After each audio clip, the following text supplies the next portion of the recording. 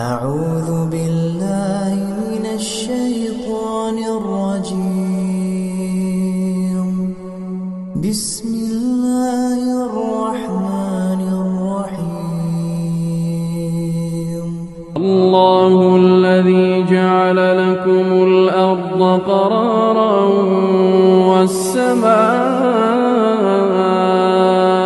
بناء وصوركم فأحسن صوركم ورزقكم من الطيبات ذلكم الله ربكم فتبارك الله رب العالمين. هو الحي لا إله إلا هو فادعوه مخلصين له الدين. الحمد لله رب العالمين.